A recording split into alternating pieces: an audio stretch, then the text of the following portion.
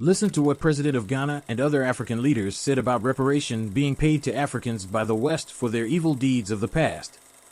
The transatlantic slave trade was a brutal system of exploitation that enriched European nations while devastating African societies. Its legacy continues to manifest in socio-economic disparities and systemic injustices. Reparations are not just a matter of financial compensation. They are about acknowledging the profound injustices and addressing the ongoing impacts on African descendants globally. The wealth of nations was built upon the backs of enslaved Africans, stolen from their homes, their cultures erased, and their humanity stripped away. This historic atrocity has left an indelible mark on our continent and its descendants around the world. The demand for reparations from President Akufo Addo has ignited a global conversation about historical accountability and justice. Advocates argue that reparations are essential in acknowledging and rectifying the lasting effects of centuries of exploitation and oppression. Across the world, voices are rising, demanding accountability for the past and advocating for a future where the wounds of history are acknowledged and healed. As President Akufo Addo's call reverberates globally, it prompts reflection on the responsibility of nations to reckon with their past actions. The pursuit of reparations stands not only as a financial endeavor but as a moral imperative, a step towards reconciliation, healing, and a more just world for all.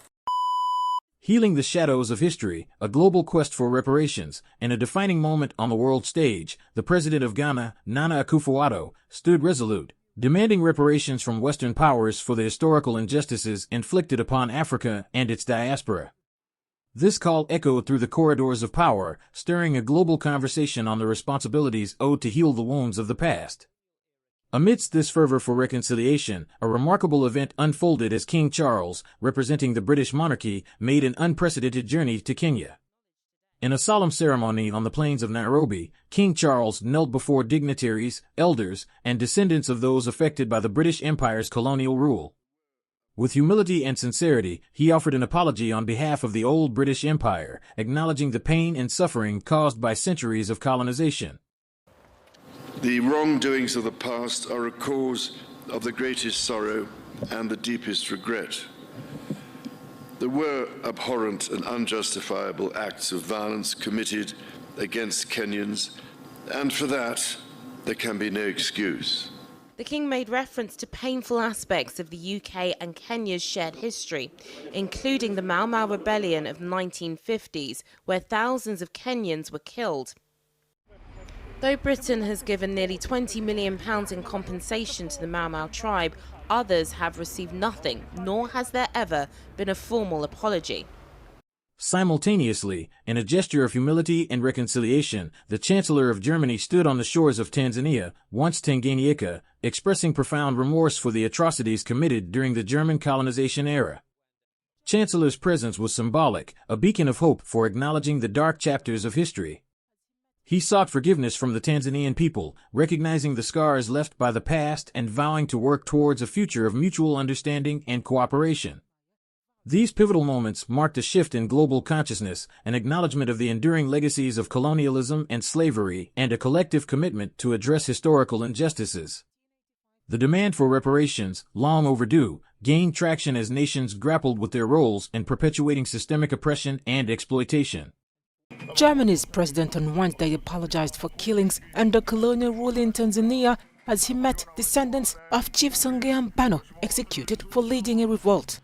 In Songea, southwestern Tanzania, President Frank-Walter Steinmeier vowed to seek answers to questions regarding the German East Africa era. The colony, which covered today's Tanzania, Rwanda, and Burundi, existed from 1885 until the end of World War I. My dear family, I mourn with you for Chief Songea and for all the others who were executed. I wish to pay my respects to the victims of the German colonial rule. And as German president, I would like to ask for forgiveness for what Germans did to your ancestors here. I beg your forgiveness, and I would like to assure you that we Germans will search with you for answers to the open and answer outstanding questions that give you no peace. Steinmeier laid the rose at Chief Songea Mbano's grave and a wreath at a mass grave of other anti-colonial figures. Up to 300,000 people are believed to have died during the Mahi Mahi Rebellion between 1905 and 1907. President Akufo Addo's impassioned plea for reparations resonated across continents, reigniting conversations about restitution for the exploitation of Africa's resources and the brutalities endured by African descendants due to slavery. His unwavering stance emboldened leaders worldwide to confront their nation's historical wrongs and take meaningful steps toward rectification. The actions of King Charles and the German chancellors symbolized a turning point, a recognition that apologies alone cannot erase the pain of the past, but serve as essential steps toward healing. These gestures sparked hope for genuine reconciliation, fostering an environment where acknowledgement, apology, and tangible reparations can pave the way for a more equitable future. As the world grapples with the complexities of historical injustices, these moments of humility and accountability serve as beacons of change. They illuminate a path toward healing fractured relationships and building a future where the scars of the past no longer dictate the course of humanity. We do not seek to shirk any responsibility for the problems we face that are of our own making. And it bears repeating that we are not craving for sympathy, and we do not want to be a scar on anybody's conscience. But we cannot, and the world should not pretend that the present-day economic and social conditions of Africa have nothing to do with the historical injustices that have fashioned the structures of the world. It is time to acknowledge openly that much of Europe and the United States have been built from the vast wealth harvested from the sweat, tears, blood, and horrors of the transatlantic slave trade and the centuries of colonial exploitation. Maybe we should also admit that it cannot be easy to build confident and prosperous societies from nations that for centuries have their natural resources looted and their peoples traded as commodities. For centuries, the world has been unwilling and unable to confront the realities of the consequences of the slave trade. But gradually, this is changing, and it is time to bring the subject of reparations firmly to the fore. Granted, the current generations are not the ones that engaged in the slave trade, but that grand inhuman enterprise was state-sponsored and deliberate, and its benefits are clearly interwoven with the present-day economic architecture of the nations that designed and executed it. Reparations must be paid for the slave trade.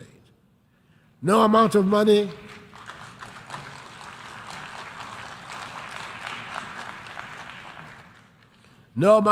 will ever make up for the horrors, but it would make the point that evil was perpetrated, that millions of productive Africans were snatched from the embrace of our continent and put to work in the Americas and the Caribbean without compensation for their labor.